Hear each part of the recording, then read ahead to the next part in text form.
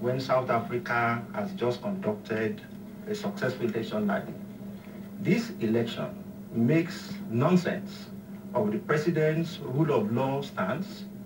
It rubbishes the president's or this administration's commitment to electoral reform, and most importantly, it completely rubbishes this concept of rebranding. Now, it is clear that it is not really the people of Nigeria that need to be rebranded. I think that's what this election is telling us. What we need to rebrand is our political class. Absolutely. But having said that, there's an issue that I think is important to raise, which is the role of the president himself. Now, the president went, and we look, this is said with due respect to the president. We want our president to succeed. But if you ask me, the president's trip to Ekiti, and he's saying that you have a governor who, for the first time in history, spent 6 years in power, I think in more ways than one, contributed to the problem.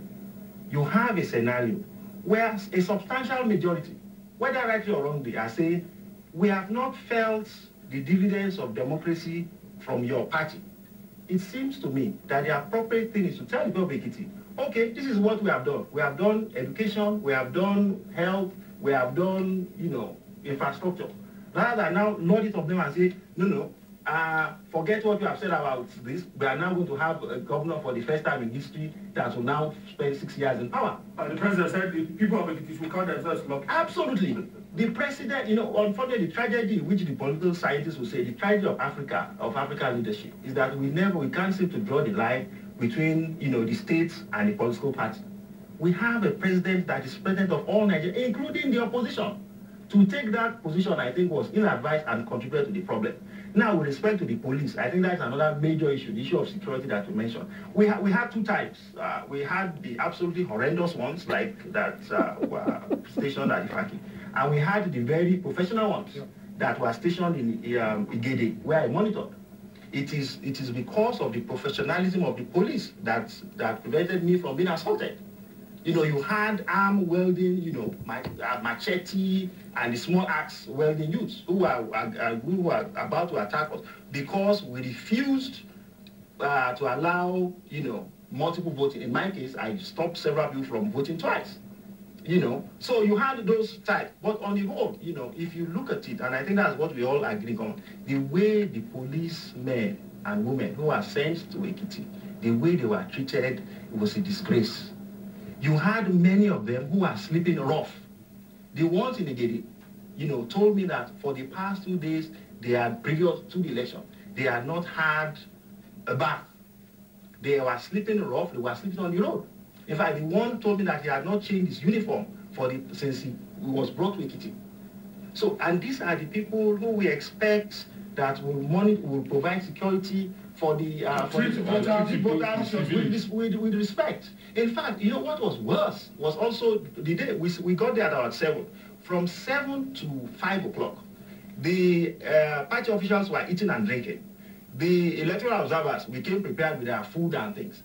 Not one person brought water or food for the police on duty. We had to share as with them.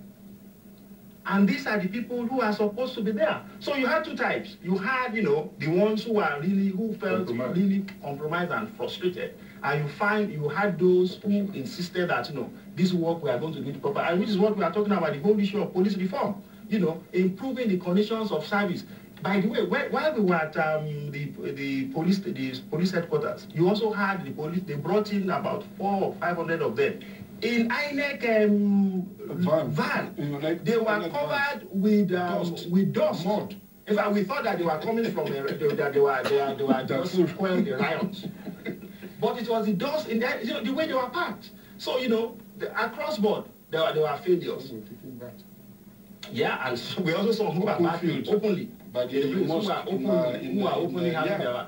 So across board, there were failures across board. Now, what we need to do, and I think the IG, at some point in time, we have agreed to engage the IG. The IG, for one, is one of the demands that persons who have been detained need to be released unconditionally. We are pursuing that. We're also pursuing that the IG must urgently set up an internal review mechanism to look at the cases of those 4 policemen who are stationed at Ifaki Junction when our colleagues were being evaluated, who are laughing. The role of the policemen too in the Ifaki police station, who allowed the thugs to enter the police cell, also needs to be investigated. So across board for us is not closed. The struggle, I say, still continues. All right, Dr. Otive, you are